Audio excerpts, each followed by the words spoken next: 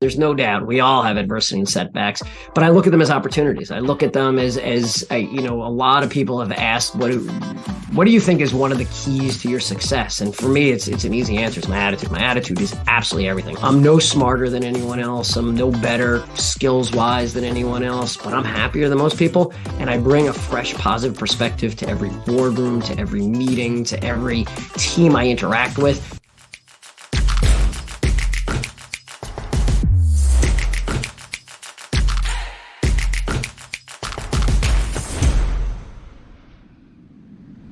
Is today your best day ever? Are you happy, grateful, motivated, and living your best life? Is this even possible? In this episode of the Creator Community, we meet CEO and author Scott White, who shares his key principles to make each day your best day ever. The steps to get there are much smaller than you might think, and your attitude each day plays a dominant role. Making the intentional shift to a positive mindset is one of the key lessons of today's episode, and one of the most important things we can do to improve each day for ourselves and those around us. Check out the show. Welcome to the Creator Community. This is a podcast for book publisher New Degree Press, powered by Manuscripts. I'm your host, John Saunders. This show is designed to celebrate, elevate, and showcase many of the incredible authors that have published their books with NDP. In this show, we learn about the authors, their journeys, and their books. This year, NDP will cross over 1,700 published authors on 6 continents and has earned a spot on the Inc. 5000 list for the second year in a row. This is the fastest growing privately held companies in America. If you've ever thought of writing a book but weren't sure where to start or how to finish, visit manuscripts.com to learn more. This is episode 1 of season 6, and today I have with me Scott White. He is the author of The Life is Too Short Guy, Strategies to Make Every Day the Best Day Ever, which is due out this January 2023, wherever you buy books online. Scott, The Life is Too Short Guy, is the happiest guy you will ever meet. After spending over a decade in investment banking on Wall Street, he took a chance and became an entrepreneur and business builder. Today, he's chairman and CEO of a public real estate company. Scott is always looking for the next challenge and has completed 1 Ironman triathlon and 15 marathons. Now, Scott is on a mission to make the world happier, one smile at a time. With his endless energy, he motivates and inspires everyone he meets to focus on happiness, gratefulness, and positivity. Scott, quite a bio. Great to see you. Welcome to the show. So pleased to be here. Great to see you, John. Happy New Year. Happy New Year to you. And what a lovely time of year it is. And what a great topic to kick the year off with, right? Happiness, positivity. We've been through this COVID thing the last several years. We've all been locked in our homes, trapped in some way, shape, or form. So I love the energy and the story about your book. Before we dive in there, Scott, let's learn a little bit more about your background, this really interesting journey you've had to entrepreneurship. Well, it's been you mentioned I'm a marathon runner, and I like to say my career has been a little bit of a marathon, a winding, meandering, sort of passing through various types of careers. And I graduated from school and started as an accountant. I was an entry-level accountant at Price Waterhouse for a couple of years, then decided to go back to law school. I graduated law school and never practiced law, went straight into investment banking, where I spent about 15 years on Wall Street doing capital raising, M&A. And then, as you mentioned, I took a chance. I left Wall Street about a decade ago and got involved with a couple of different entrepreneurial endeavors. Today, I'm CEO and chairman of a publicly traded healthcare real estate company. And I'm also a founding partner and a strategic advisor to a student housing development company and owner. So right now, most of my business is in the real estate space, but I've passed through a few other spaces along the way, and the marathon continues. I have a lot more I want to do. I'm hearing a lot of stories around resilience here, and certainly it must have taken an enormous amount of positivity to get through all these changes and building you've done, because there's been challenges along the way, no doubt. But speaking of challenges, how did you come to writing a book? How did you find this program? And more importantly, with the schedule, Scott, how did you fit it into your life? Well, the program was just a blessing, just amazing. I really think you come across people and opportunities in your life for a reason, and this was one of them. I've wanted to write a book for forever. It's one of those on your to-do list, your bucket list. You want to write a book, but I didn't know about what. I was I always thought of myself as a jack of all trades, master of none. What are you going to write about? And then about 2 years ago, I was working with a new executive coach. His name is Kevin. And Kevin, in our second session, after he'd gone through some assessments of me, he said to me, dude, you are like Mr. Life is Too Short guy. Everything is rah, rah, get it done today, urgency, fun, happy. I'm like, yeah, I think that's right. And then I mentioned that to my wife. And that night she said, maybe that's the book you always wanted to write. I said, maybe, but I don't know how or what it would be about, but she's really good at planting a seed and then watering that seed and letting that seed percolate. And over the course of, call it early 2021, I started mapping out a little bit of an outline, and I made it all the way to probably page 3. And I was like, all right, well, I don't know where I'm going to take this. And that's where it ended. That's where it ended in March of 2021. And then early, I'd say first week of January 2022, I saw Eric, the founder of this program, speak in a webinar. It was a webinar primarily focused on the YPO community. I'm active in the Young Presidents Organization community. And I was just enamored. I was like, wow, this is really interesting. And Eric said, anyone that has a concept or an idea, schedule a call with me. I think I was on the phone with him the next day. And, I was a little bit sort of, I have this idea around, I'm the CEO of a company and I could do something on HR and building cultures. And I've written about that. And then I got this other idea. Life is Too Short guy, live in the moment. He's like, that's your book. And I'm like I said to my wife, I guess, but what's the book? And he said, embrace it. I could see your energy. You will figure it out along the journey. And it's been an amazing journey. One of, if not the best things I've done in my life. That's incredible. And I love the fact that you pointed out that it's not always like, here's my idea, here's my 250 pages. Nope. It's the journey, it's the process of getting through it. How did you find the time to do this? Because one thing that was really interesting about watching your journey from my vantage point was you just there's different types of writers, right? Deadline writers, episodic writers. You're like a sprint writer. You just sort of dove into everything and were ahead of the curve every step of the way, which was pretty unusual. How did you fit this thing into your life and make that work? So, like everything else in life, one of the things I talk about in the book is minutes matter. We all have a finite number of minutes in our life. And I don't think enough people are proactive in how they use them. So use your minutes however you want, no judgment, but be thoughtful, be specific, and choose how you use your minutes. And once I dove into this, I got so excited that it became my passion. It really overtook a lot of what I was doing. Now, look, I have a full-time job. I run a public company. I have a family. There are other things. I didn't give up everything, but there was sacrifice I had to make. And there were some 4:30 in the morning writing sessions. But when you love it and you're excited and you're passionate, it's no big deal. You find a way. So instead of watching a TV show, instead of reading a book, all things that I enjoy doing, you're like, you know what? I'm going to write today. And it wasn't even just writing. One of the things that was so fun, exciting, and amazing about the program, it was positioning, it was marketing, it was learning all the research. I mean, the writing is only a small element of it. It's building a book. It's building an entire story around your book. And it was just so much fun. I love that. And, we make time for what's important and what drives our passion and purpose. And clearly that's the case for you. And it's always really fun to watch from my vantage point when you see authors make that flip from, I've got this book, because it's a bit messy at first, right? You're researching, you're doing interviews, you're like, where's this thing going?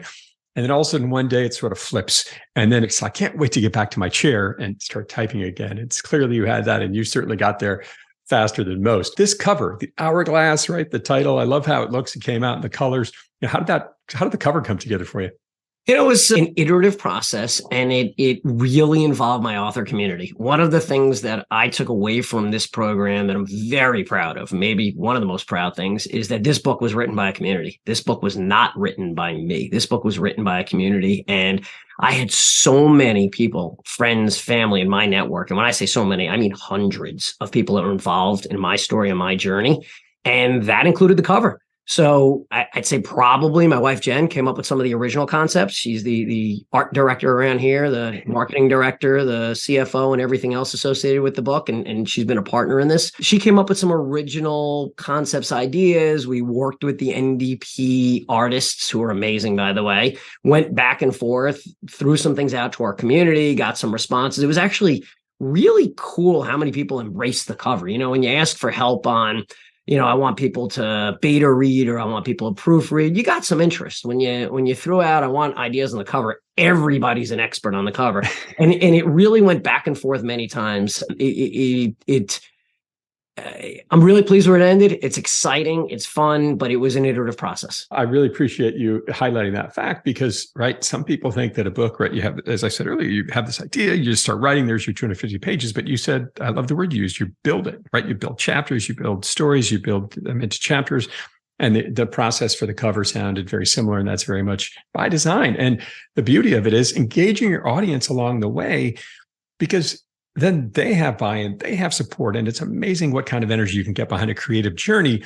and how that can really deliver results early on. And you had one of the most successful pre-sale campaigns in this program's history. What was how many books did you sell in the pre-sale? What was that like for you? So I was like everything else. I went all in. I followed the plan that New Degree Press laid out, and it's a comprehensive plan. I remember, go through your LinkedIn, go through your emails, go through your Facebook, go through your sort of anyone that you have interactions with, build a list. And I built a list of probably 1,000-ish people that I had touched over the last year, plus or minus, maybe even some longer than that. And I went hand-to-hand combat, one at a time, reaching out, texts, emails, some calls. I wouldn't say a lot of calls, but did exactly as I was instructed. Spent a lot of time on it. Like before we talked about, it wasn't just about writing the book. This was a big part of it. And I'm proud to say that I sold about 750 books in the pre-sale campaign. And I'm really excited about that because it gave me massive momentum now heading into the launch. To get that is incredible. Congratulations. And I'll just share with listeners, most authors sell 250 books lifetime.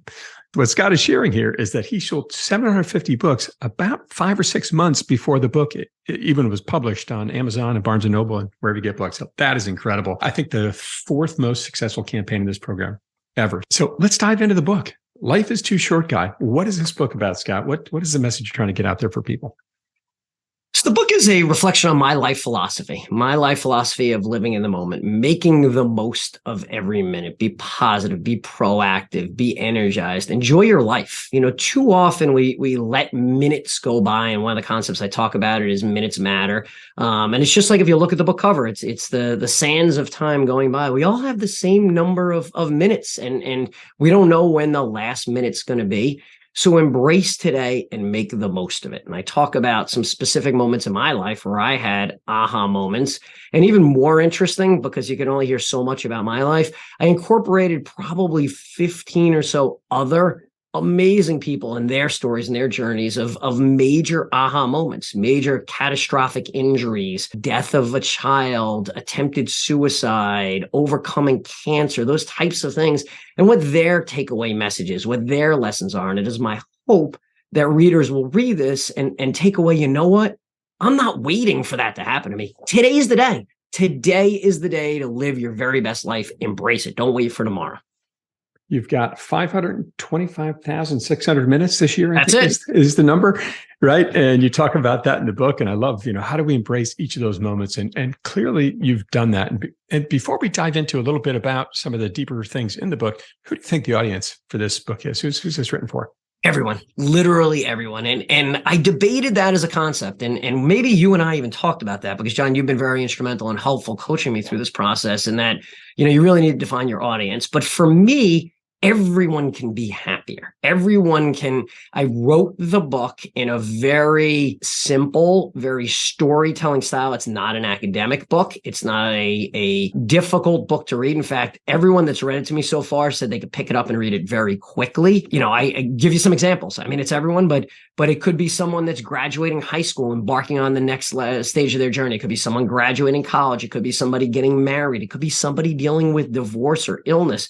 It could be somebody at a transition in their career. It could be somebody that's late stage in life that is now in sort of the final chapter, so to speak. It's never too late to live your best life. And that's the beauty of this. It is my mission to make the world happier, one smile at a time. And I want everyone to read it. I think everyone can and will read it. It's never too late to live your best life. I love that. So, Scott, to get through this, it takes a lot of pain, time, energy, or maybe some pain, but obviously for you, there's a lot of joy in this as well. But, why did you write this book? What was your mission in pulling this thing together? It is truly to make the world happier, one smile at a time. It started as I want to write a book. So had we had this exact same conversation a year ago, what's your mission? My mission is to write a book.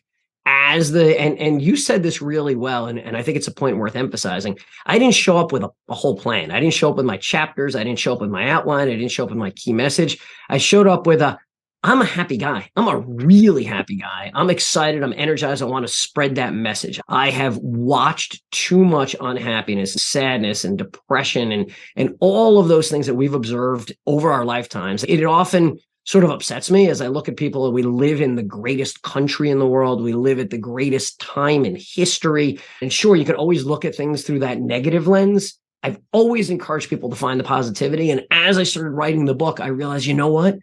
you were put on this earth to spread this message. It is your sort of purpose in life, at least now. And I think people's purposes and missions change. I'm not sure we have one mission in life, but right now it's to spread this message, to make the world happier for people. I get so much joy. I can't even possibly convey it in this conversation when I get emails, and I got them throughout this process because I've been posting a lot on social media of, you inspired me to go visit my mom, who I haven't seen in a couple of years. 2, start writing a play that I haven't thought about. 3, start writing that book that that I've been thinking about. 4, and I could just keep going through this list of all these people. Literally, I mean, these are emails I could show you, that some texts that have reached out to me and said, listening to you, you inspired me to X. That motivates me. That fires me up. That gets me really happy. What's awesome about that, from my perspective, is you put out this message of positivity, and the common responses I'm hearing in those stories are, you inspired me to take action. So not just be happy, or be more positive, but that positive mindset allowed me to get over some hurdle to actually take action and improve my life. That's incredible. No doubt. And that's one of the key messages in this is, so look, you could tell people to be happy, and the sort of naysayer or the negative response be, all right, fine. So all right, look, I'm happy. What do you think? Right. But it's about a mindset. It's about waking up in the morning and what's your first thought. One of the things I talk about in the book is first thought of the day. It's really important. I ask people all the time, what was your first thought? Most people tell you, I don't know. I didn't really pay attention. Okay, time to be proactive. Others will sort of, it was cold. It was dark. It's the middle of the winter. I have 12 meetings today. I have a doc's appointment. I woke up literally this morning, it's January, it's dark, it's cold. I was out running 15 minutes after I was up, and I ran 7 miles. Within minutes of waking up, I'm like, wow, I can't believe I'm next to the woman that I love, that I've been married to now for 25 plus years. My kids are home. One of them is in college. She's home today. I have the opportunity to be on this show today. Literally, I mean that, on John's show, which I'm honored to. This was not an easy process to be invited to be a part of this. And by the way, I had all these thoughts within 15 seconds of waking up. I've set the tone for the day. These are the types of messages that I'm trying to deliver people. Take action, small things, small changes in your perspective in your life make you happier, will engage the people around you and make them happier. And like I said, I'm trying to make the world happier, one smile at a time. So I think we're getting a little bit into kind of the key principles of this life is too short philosophy, right? So have positive thoughts when you wake up, and think about, what is going to make your day better, right? As opposed to dwelling on the negative, because that's so easy to do. So what are some of these key principles, and how did you pull them together? How I pulled them together was sort of just a reflection of my own life. What's important to me, and how do I explain my philosophy? So there's 10 core principles. I'll run through a few of them. I don't think we'll get through all of them, but the foundational one is attitude is everything. The power of positivity. Attitude is everything. The power of positivity. You have the ability to control some portion of your happiness. One of the findings that I came across in my research, which most people are mind boggled when I tell them this, is that, if I were to ask you what percent of your happiness do you think is predicated on your circumstances, your job, your car, your house, your wealth, let's go the other way, you're dealing with a death in the family, you're dealing with divorce. What percent of your happiness is a function of that? Do you have any idea? 10. You're brilliant. You're brilliant. But most people wouldn't say that. Most people think that their circumstances, really that new car, that new house, that new marriage is what makes you so happy. It's not. It's exactly right, John. It's 10%. That's brilliant. Very few people get that. 50% is genetic. 50% is pre-programmed, just like your hair color and your eye color. But what's interesting to me is 40%. Think about how big that pie is. 40% is based on your attitude, your perspective, how you view the world. Right now, we live in a world where often the formula is work hard, find success, be happy. What if you were happy to motivate yourself to work hard to then find success? Change that attitude, change that perspective. So attitude is everything. The power of positivity is a key principle. Another principle is choose your attitude and own it.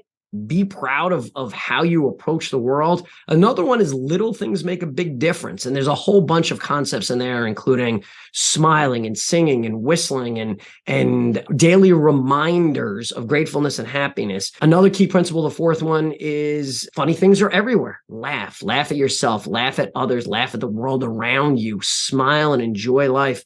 Another one, which we talked about already, is minutes matter. I talk about, and I do a little bit of a math equation here where I say when you're born, you have about 80 years of life, plus or minus, make your own assumptions. 80 years translates into 42 million minutes. You make your own judgment of where you are in that spectrum, but let's just make an easy judgment and say you're halfway through. You're about 40 years old. You got 21 million minutes left. You're going to sleep a third of those. You got 14 million minutes left.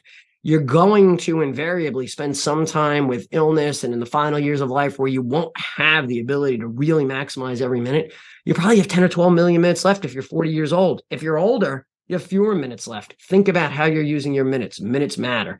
Another key concept is can't make it alone. The power of the community. And I talk about research, one of the longest running longitudinal studies on what makes a happy life started at Harvard in the 1940s. And it's a wonderful study with a lot of key tidbits. But the basic takeaway, to summarize it in a sentence, is those that were happiness are those with the greatest social connections. That's simple. So those are some of the key concepts. There's a bunch of others, John, but that gives you a flavor for what I call Litzig, life is too short guy Litzig principles are. Unbelievable. It makes me think of a time I was out skiing in Colorado one time, and I was meeting some friends. I was alone. I get in the chairlift line, and this ski school was coming through, little kids, like 5 years old. And the instructor says, hey, we have one extra kid. Can you take him up with you? And I was like, sure. The kid walks over to me. We get in the chair, and we're riding up. And I said, how long have you been skiing for? And he said, a long time. And I was like, how long could you possibly be skiing for? You're 5 years old. And he said, 2 years. And it really hit me. This whole concept of, we always say life goes faster as you get older. And it really realized like 2 years was 50% of his life. But as we get older, right, 50% of your life is a much bigger chunk. And it really made me realize this concept of how life seems to go faster as we get older, because every second is a smaller piece of the pie for us. And I love that you've dug into this so deeply and gotten into the math. So where do you think this philosophy came from? How did you develop this? So I think it evolved, and I emphasize the word evolved because I don't think there were sort of 2 or 3 key moments in my life where all of a sudden, pop, here's the idea. I think it evolved. I do think there were a few milestones in my life. And the first one I think back to is when I was 10 years old. I was 10 years old, and I'm working in the house with my dad on a project, and I hear him yell. I notice he cut his finger, and he ended up going to the emergency room that night. Again, I'm 10 years old. My mom comes into my room in the middle of the night to say Dad had a heart attack at the hospital. Turned out Dad was fine. Dad left the hospital, and a few weeks later, he flew across the country. This is the mid-1980s for triple bypass surgery. As you can imagine, there weren't a whole lot of surgeons that did bypass surgery in the 80s. And I remember with very clear distinction, the moment my dad called after his surgery, and I'm a 10-year-old, and I take the phone from my grandmother and hold it up to my ear, and I hear him say, Scott, it's Dad. And I just remember falling to the floor crying, realizing how close I had been to possibly losing my dad. And I think that was a foundational element that then evolved over time. I was there on 9/11. I was a couple of blocks north of the World Trade Center, and I watched the second plane come around down the Hudson, make a turn, bank on its side, and go straight into the building. Watched the buildings collapse that day, and lived just a few blocks away, right across the river in Hoboken. And I think that was a defining moment for me. In fact, the day before that, I was career. I'm climbing the Wall Street ladder. I'm going to be the youngest president of investment banking, whatever the case may be. And a month later, my wife and I decided it was time to start having a family. And a year later, we had our first daughter. So that was certainly a salient moment in my life where I realized minutes really do matter. And then the other two would probably be the deaths of both my parents. Both of my parents did die fairly young. My dad at 65, my mom at 70 years old. And losing the first parent was a real shock to the system that evolved my perspective. And then losing my mom about 5 years ago, I think really solidified that live in the moment, make the most of every minute. You don't know what tomorrow is going to bring. Be happy, be positive, embrace your opportunities, and think about how you're living your life.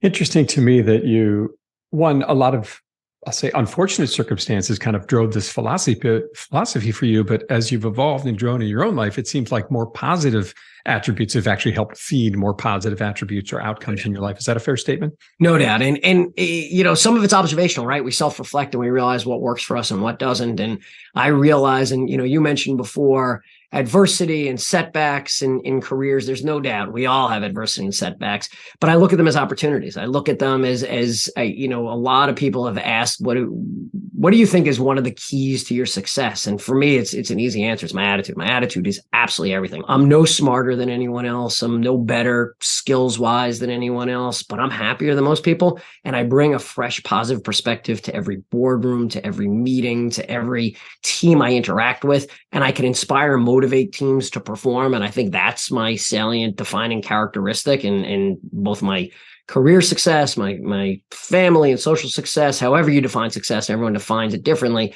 But for me, the key driver really has been this Litzig philosophy.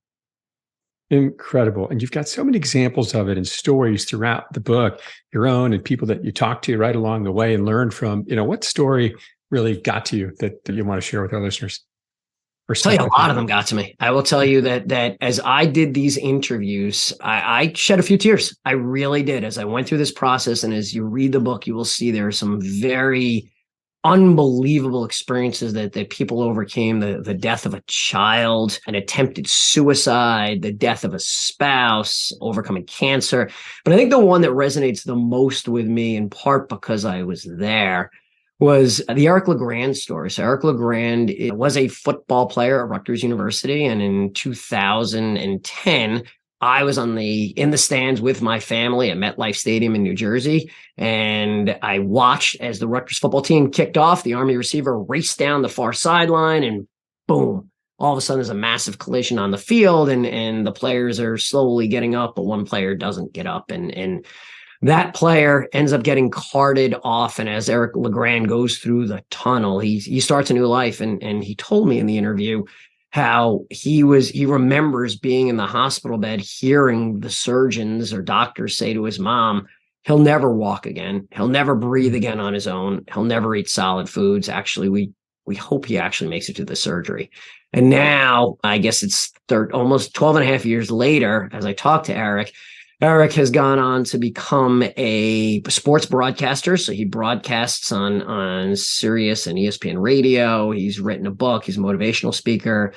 He owns and runs a coffee house in New Jersey. He's about to launch a bourbon brand. I mean, I could just keep going through the list. But what really stuck with me is his smile, his attitude. Wow, you think I'm happy? There's a happy guy. And he said to me something that really stuck with me. He's like, Scott, I can't dress myself. I can't brush my teeth. I can't dry myself. But look at all that I've done.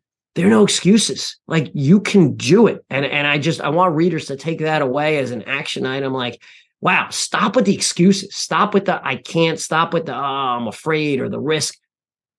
Today's the day. And I would say the Eric LeGrand story, and he's just an amazing human being, is one that really resonated with me. So he continues to have these physical limitations today. He is. He is completely paralyzed from his shoulders down. He has some mobility in his shoulders and his neck. He can move around, but he's confined to a wheelchair and has no movement below his shoulders. Can't move his hands or anything like that, and still has all this success. I don't even think I listed everything. I mean, the awards, the recognitions. He had a clothing brand. I'm probably forgetting about 4 other successes he's had, if not more. But that's not what stuck with me. What stuck with me is his attitude. Another thing he said to me is Scott, you go to the doctor and the doctor tells you have a month to live. And I think to myself, that's wonderful, because he could have told me I have a day to live.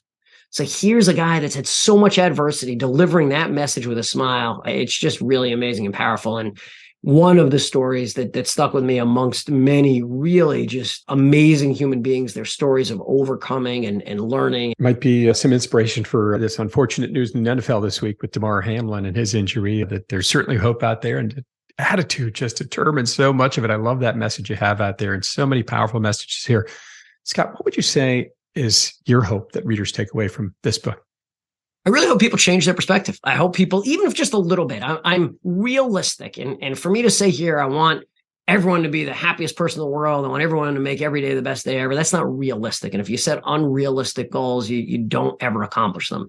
Realistically, I'd love people to walk away smiling. I love people to think a little bit differently. I'd love them to think about when they order their coffee in the morning, saying hello to the barista on the other side of the counter. I'd love them to think about a random act of kindness. I'd love them to think about taking that chance. What is it that we all have those sort of, I kind of like to, or I really wanted to. And for me, by the way, it was the book, right? Had you and I spoken 5 years ago, we would have been at a cocktail party. Like, so, what's kind of one of the things you'd love to? Someday I want to write a book. Well, stop with the someday. As you read this, say, you know what? Today's the day. Today's the day. Take away from this an opportunity to smile, to be happy, to take some chances and live your best life, because tomorrow's not guaranteed. It's so true. I love this idea of like jump out of bed and go right to positive thoughts, because it's so easy to go negative with all the media and all these things we have around us that are always perpetuating this negativity. And your whole concept here is like, all right, that's there, but you don't have to let that own you, right? Take your own journey, take your own path, and find your way to positivity, and how you've inspired so many to take action and overcome that maybe limiting belief or negativity that was holding them back to finally do something that's meaningful to them. Love that. Scott, how would you say the book has changed you? What have you learned about yourself along the way? Oh, so much. So it's changed me in that, one, it's really put off a laser target on what my mission is right now. Again, like I said before, we talked a year ago. What's your mission? What's your purpose? What's your goal? Why are you writing the book? Well, I want to write a book. Now I have evolved, and I'm inspired and motivated to really make the world happier. I always wanted to make people laugh and smile and be happy. And I always was that sort of the happiest guy in the room, Mr. Positive. But now I feel like I have a platform for sharing that message broadly, both through the book and a speaking campaign that I'm launching this year, and getting out and telling the story and inspiring and motivating people. So I think that's probably the biggest thing, is clarity around what I want to accomplish and my mission and my goal as it relates to delivering this message to the world. Clarity, purpose, refining your mission even more. That's such a beautiful message. You talked about all these people you've interacted with and touched throughout this journey and all this great feedback you've gotten, but what's been one of the bigger unexpected positives that's come from writing the book for you? The people I've met along the way, no question. That's actually been the greatest fun of this.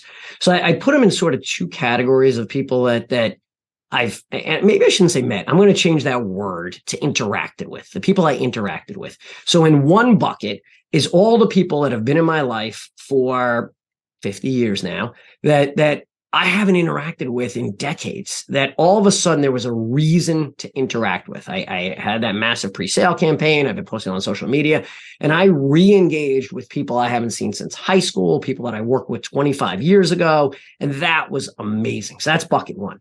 Bucket two, which is even more interesting, is the new people I've met along the journey. I have met truly amazing people, in part through the network and networking, and my what I call my LitSig author community have put me in touch with some amazing people that have really motivated and inspired me.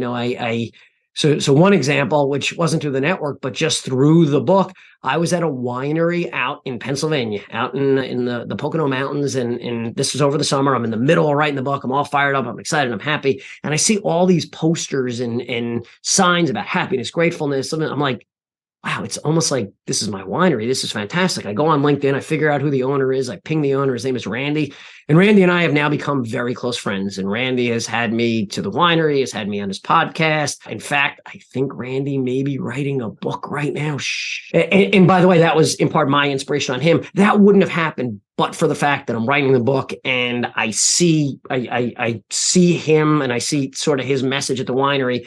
Another great example, I have a friend in the network that knows I'm writing the book. He introduced me to one friend who introduced me to a second friend who I think introduced me to a third friend, happens to be the president of one of the largest distributors in the US. And now I've become very good friends with Rich. And Rich is an amazing guy who said, Scott, I'm going to take you under my wing, and I'm going to help you make this a huge success. And he said he's going to put in a big order to buy the books, and he's going to help me distribute it. Amazing. I have another friend, again, through the network. His name is Eric. Eric is in the television business and the production business, a very close friend of mine. And over the summer, we're playing golf. He's like, Scott, when you're ready to market this thing, I want to introduce you to Lauren. And Lauren is in the PR space, and she focuses on radio and satellite media tours. And Eric introduced me to Lauren, and now Lauren is working with me on building out a very robust, an amazingly robust radio and media tour to get out. I mean, I think I'm now booked in about 30 different cities this month in either radio or television. All this happened because of the book. And because I worked my network, and I'm so excited about that. Nothing was more fun than interacting, one, with people from my past, and two, all these new people I met along the journey. Absolutely incredible. And I would say that one, I think a lot of this you would have accomplished on your own, but you also took this existing process and really lit it on fire in a big and positive way and just took it and maximized it to the nth degree. And you've just done that swimmingly. Unsurprisingly, you're going to have 1,250 books sold before it even hits Amazon. So congratulations on that. Thank you. So incredible. This media tour coming up, very exciting. What's next for you? What are your goals with the book? I really want to get out and speak. I really want to deliver this message. I want to get on stages, corporate stages, university stages around the country, maybe around the world someday, and tell this story. Talk about the book, talk about the people that I came across in the book, and the key messages. I want people walking around smiling, whistling, singing, random acts of kindness, celebrating life, enjoying the moment, interacting, focusing on humor, all the things I talk about in the book. I would love nothing more than to get on stage every day and tell this story and inspire, motivate, and get the world, make the world happier one smile at a time.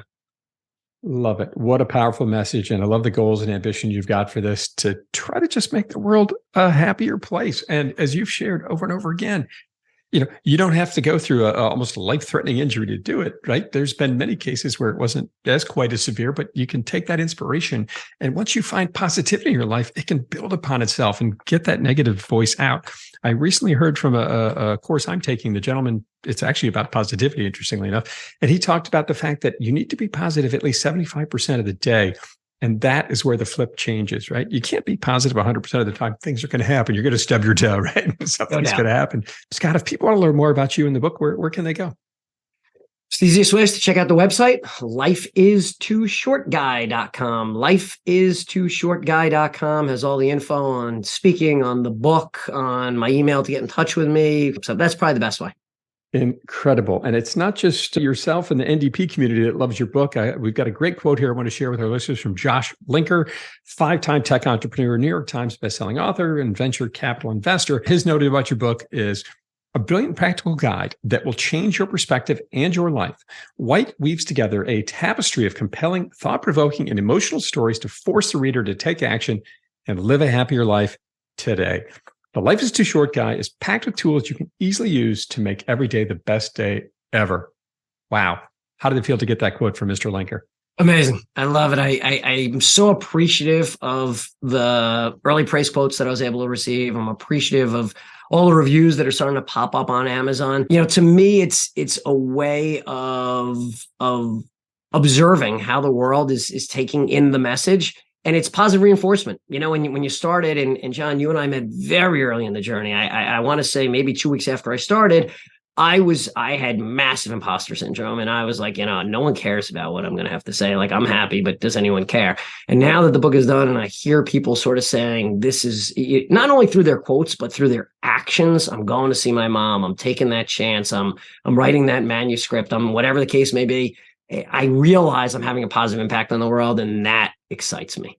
I really appreciate you putting that vulnerable statement out there, which is this imposter syndrome. It is a powerful force, and everybody feels it. I think I vividly remember the exact conversation you're speaking of. You're like, what do I have here? Do I have anything? I don't know. And you were incredibly helpful early on. I'd say you didn't ask what the hardest part of the process was, but it really was sort of getting that, where are you going with this? Like, I love to write. That's easy. I'm willing to work hard. I'm motivated. I'm excited, but I really, for the first, I'd say probably a couple of months, I want to say weeks, but it's probably a couple of months. I was like, there's nothing here. Like, no one really cares about what I'm saying. Like, I like to write, but no one's going to want to read it. And John, you were just amazing in terms of helping me iterate on the ideas. And we went back and forth a few times. And I give you a lot of credit for sort of keeping me focused, keeping me inspired, motivated. So thank you.